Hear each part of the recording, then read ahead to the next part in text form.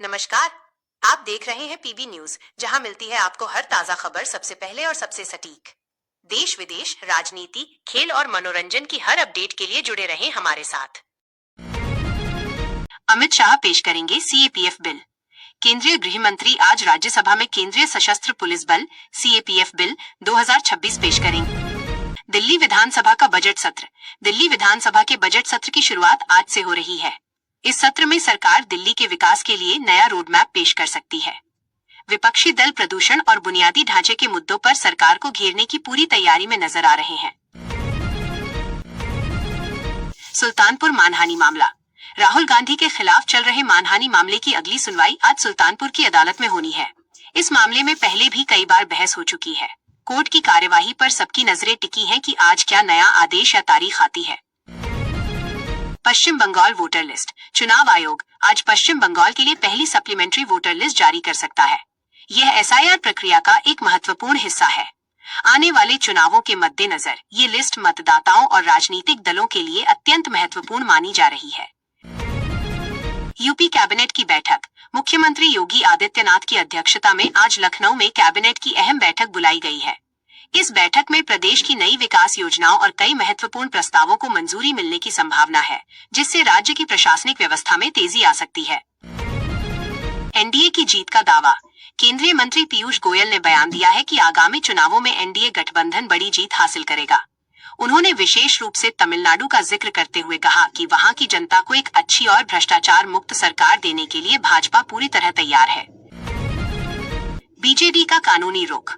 ओडिशा में विपक्षी दल बीजू जनता दल बीजेडी ने अपने 6 निलंबित विधायकों को अयोग्य घोषित कराने के लिए कानूनी लड़ाई का ऐलान किया है।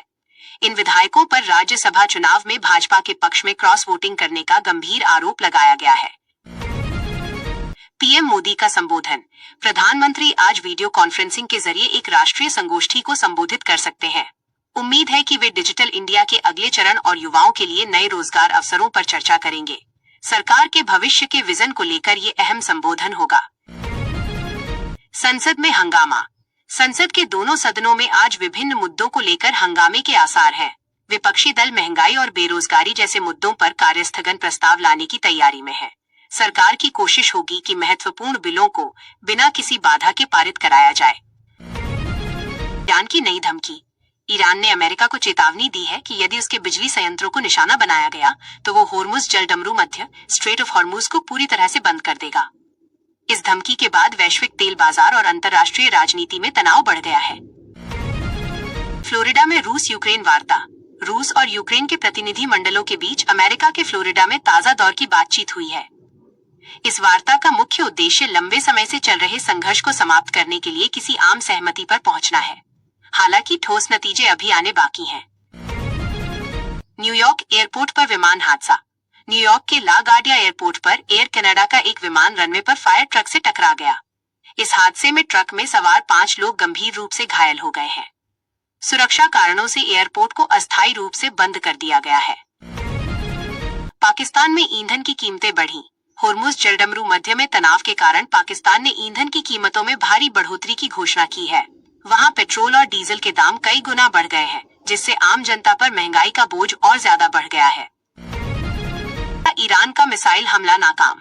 संयुक्त अरब अमीरात यूएई के रक्षा मंत्रालय ने दावा किया है कि उनकी वायु रक्षा प्रणाली ने ईरान की ओर से दागी गई 4 बैलिस्टिक मिसाइलों और 25 ड्रोनों को मार गिराया है। इस घटना ने मध्य पूर्व में युद्ध के खतरे को बढ़ा दिया है। मार्को रूबियो की गवाही। अमेरिकी विदेश मंत्री मार्को रूबियो अपने ही एक पूर्व मित्र और पूर्व सांसद के खिलाफ अदालत में गवाही देंगे। आरोपी पर वेनेजुएला के लिए गुप्त रूप से लॉबिंग करने का आरोप है। यह मामला अमेरिका की आंतरिक राजनीति में चर्चा का विषय बना हुआ है। प्रशांत महासागर में भूकंप। प्रशांत महासागर क्षेत्र में आज सुबह 6.1 तीव्रता का भूकंप दर्ज किया गया। सुनामी की फिलहाल कोई चेतावनी जारी नहीं की गई है, लेकिन तटीय इलाकों में अलर्ट जारी है। प्रशासन नुकसान का आकलन कर रहा है, हालांकि जानमाल की हानि की खबर नहीं है। इजरायल ईरान तनाव। इजरायल के आसमान में आज तड़के ईरान से दागी गई मिसाइलें देखी गईं। इजरायली डिफेंस फोर्सेज ने जवाबी कार्रवाई की तैयारी शुरू कर दी है। अंतर्राष्ट्रीय समुदाय इस स्थिति पर नजर बनाए हुए है और दोनों देशों से संयम बरतने की अपील कर रहा है। ट्रंप का मध्य पूर्व विजन। अमेरिकी वित्त मंत्री ने बयान दिया है कि डोनाल्ड ट्रंप की नीतियां ईरान को कमजोर कर रही हैं और मध्य पूर्व में स्थायी शांति लाने की दिशा में काम कर रही हैं। हालांकि विपक्षी खेमा इन दावों पर लगातार सवाल उठा रहा है। ब्रिटेन में आर्थिक संकट। ब्रिटेन में महंगाई दर उम्मीद से अधिक बढ़ने के कारण वहां की सरकार पर दबाव बढ़ रहा है। बैंक ऑफ इंग्लैंड ब्याज दरों में और बढ़ोतरी कर सकता है। यूरोपीय बाजारों में इस खबर के बाद हलचल तेज हो गई है। श्रीनगर में एनआईए की छापेमारी। राष्ट्रीय जांच एजेंसी एनआईए आज श्रीनगर में 12 विभिन्न ठिकानों पर छापेमारी कर रही है। ये कार्रवाई पिछले साल दिल्ली के लाल किले के पास हुए धमाके के सिलसिले में की जा रही है। संदिग्धों से पूछताछ और सबूत जुटाने का काम जारी है। Bhind gangrape murder case. Madhya Pradesh के भिंड में एक महिला के साथ सामूहिक दुष्कर्म और हत्या के मामले में पुलिस ने 5 आरोपियों को गिरफ्तार कर लिया है। पुलिस के अनुसार आरोपियों ने अपराध के बाद महिला की गला घोंटकर हत्या कर दी थी। मामला फास्ट ट्रैक कोर्ट में जाएगा। गोंडा में पुलिस मुठभेड़। उत्तर प्रदेश के गोंडा में पुलिस और पशु चोरों के बीच मुठभेड़ हुई है। इस दौरान एक अपराधी के पैर में गोली लगी है और उसे अस्पताल में भर्ती कराया गया है। पुलिस ने गिरोह के 5 अन्य सदस्यों को भी दबोच लिया है। सांबा में संदिग्ध धमाका। जम्मू के सांबा जिले में एक घर के बाहर देर रात जोरदार धमाका हुआ, जिससे इलाके में दहशत फैल गई। धमाके से घर का मुख्य गेट टूट गया। पुलिस और एफएसएल की टीमें मौके पर पहुंचकर विस्फोट के कारणों की जांच कर रही हैं। दिल्ली आगरा हाईवे पर गिरफ्तारी। गौरक्षक चंद्रशेखर दास की मौत के बाद दिल्ली आगरा नेशनल हाईवे को जाम करने और हिंसा फैलाने के आरोप में 19 लोगों को गिरफ्तार किया गया है। पुलिस ने क्षेत्र में शांति व्यवस्था बनाए रखने के लिए भारी सुरक्षा बल तैनात किया है। बैंगलोर में लैम्बोर्गिनी स्टंट। बैंगलोर पुलिस ने शहर की सड़कों पर लैम्बोर्गिनी कार से खतरनाक स्टंट करने के आरोप में एक रसूखदार व्यक्ति के बेटे को तलब किया है। पुलिस ने महंगी कार को भी जब्त कर लिया है और यातायात नियमों के उल्लंघन का मामला दर्ज किया है। साइबर धोखाधड़ी का नया गिरोह। दिल्ली पुलिस ने एक ऐसे अंतर्राष्ट्रीय गिरोह का पर्दाफाश किया है जो निवेश के नाम पर लोगों से करोड़ों की ठगी कर रहा था। पुलिस ने इनके पास से कई मोबाइल फोन और फर्जी सिम कार्ड बरामद किए हैं। मामले की जांच जारी है। इस मादक पदार्थों की बड़ी खेप बरामद। पंजाब बॉर्डर के पास सुरक्षा बलों ने नशीले पदार्थों की एक बड़ी खेप पकड़ी है, जिसे ड्रोन के जरिए सीमा पार से भेजा गया था। तस्करों की तलाश में सर्च ऑपरेशन चलाया जा रहा है। सुरक्षा एजेंसियां इसे बड़ी कामयाबी मान रही हैं। अवैध हथियार फैक्ट्री का भंडाफोड़। बिहार पुलिस ने गुप्त सूचना के आधार पर मुंगेर में एक अवैध हथियार फैक्ट्री पर छापा मारकर भारी मात्रा में देशी कट्टे और हथियार बनाने का सामान बरामद किया है। मौके से 2 लोगों को हिरासत में लेकर पूछताछ की जा रही है। वाराणसी इफ्तार पार्टी मामला। वाराणसी में गंगा नदी के बीचों बीच अवैध रूप से इफ्तार पार्टी आयोजित करने के 14 आरोपियों की जमानत याचिका पर आज सुनवाई होगी। पुलिस ने धार्मिक भावनाओं को ठेस पहुंचाने और नियमों के उल्लंघन के आरोप में इन्हें गिरफ्तार किया था। शेयर बाजार में भारी गिरावट।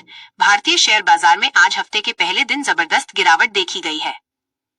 सेंसेक्स करीब 1600 अंक नीचे गिरकर 72,900 के स्तर पर पहुंच गया है। निफ्टी में भी 500 अंकों की गिरावट आई है, जिससे निवेशकों को बड़ा नुकसान हुआ है। सोने की कीमतों में गिरावट। अंतर्राष्ट्रीय परिस्थितियों के बावजूद भारतीय बाजार में आज सोने की कीमतों में बड़ी गिरावट दर्ज की गई है।